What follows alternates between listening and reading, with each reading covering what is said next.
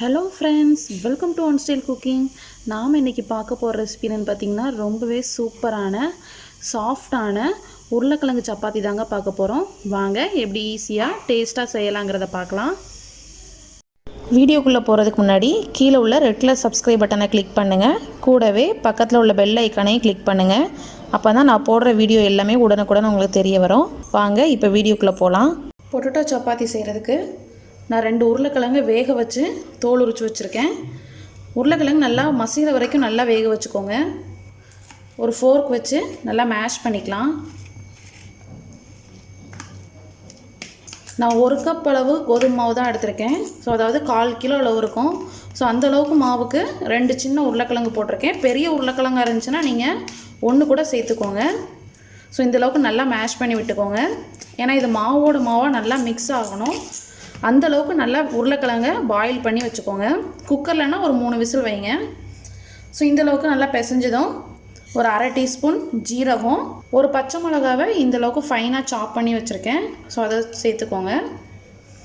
ஃபைனாக கட் பண்ணிக்கோங்க. அப்போ தான் நம்ம சப்பாத்தி உருட்டுறப்ப நம்மளுக்கு அங்கங்கே தெரியாமல் இருக்கும். ஒரு 1/2 டீஸ்பூன் மஞ்சள் தூள், 1/2 டீஸ்பூன் மிளகாய் தூள், கொஞ்சம் கொத்தமல்லி இலையை கட் பண்ணி வச்சுருக்கேன். இதுக்கு தேவையான அளவு உப்பு, கூடவே நம்ம எடுத்து வச்சிருந்த 1 கப் சப்பாத்தி மாவையும் சேர்த்துடலாம். ஸோ இதெல்லாம் சேர்த்து நல்லா ஃபஸ்ட்டு மிக்ஸ் பண்ணிக்கோங்க. அந்த உருளைக்கிழங்கு 1-2 மேஷ் ஆகாமல் இருந்துச்சுன்னா ஸோ இதிலையே சேர்த்து நம்ம பிசைகிறதுலேயே நல்லா அந்த மாவோட மாவாக அது நல்லா மிக்ஸ் ஆகிடணும்.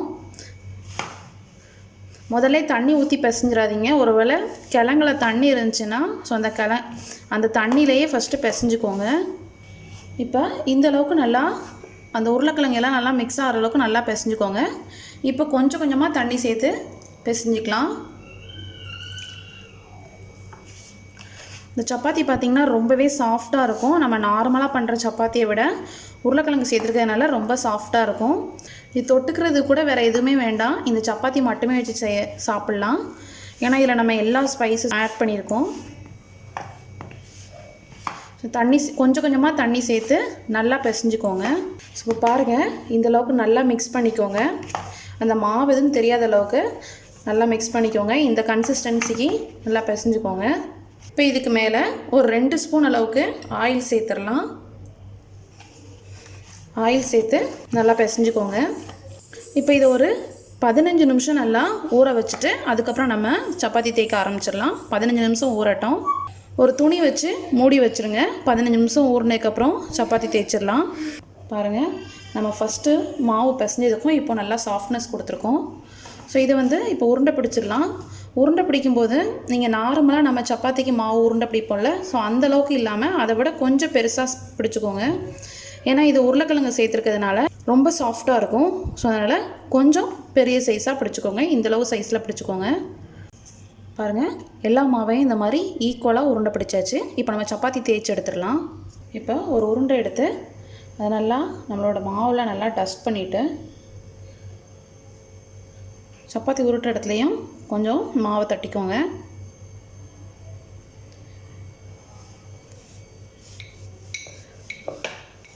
ஸ்லோவாகவே தேய்ங்க. லைட்டாக ஒட்டுற மாதிரி இருந்துச்சுன்னா கொஞ்சம் மாவு டஸ்ட் பண்ணி தேய்ங்க, உங்களுக்கு ஈவன் ஆயிரும்.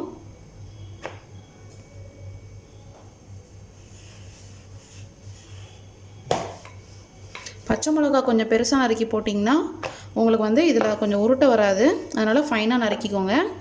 பச்சை மிளகா வேண்டாம்னு நினச்சிங்கன்னா நீங்கள் மிளகாத்தூளை கூட கொஞ்சம் சேர்த்துக்கலாம்.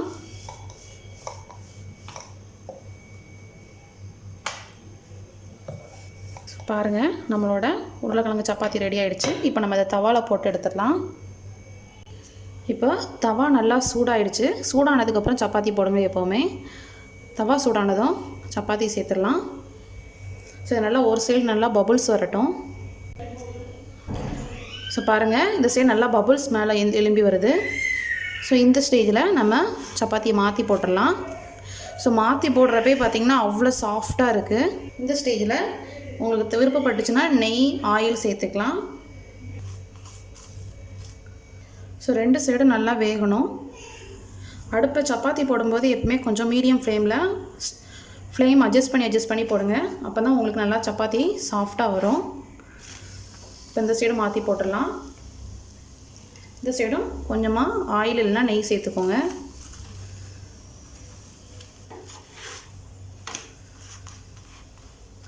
ஸோ ரொம்பவே சூப்பரான நம்மளோட பொட்டேட்டோ சப்பாத்தி ரெடி ஆகிடுச்சு. நீங்களும் உங்கள் வீட்டில் ட்ரை பண்ணி பாருங்கள். உங்களுக்கும் இந்த ரெசிபி பிடிச்சிருக்குன்னு நினைக்கிறேன். பிடிச்சதுன்னா நம்ம சேனலை லைக் பண்ணுங்கள், ஷேர் பண்ணுங்கள், சப்ஸ்கிரைப் பண்ணுங்கள், மறக்காமல் கமெண்ட் பண்ணுங்கள். தேங்க்யூ.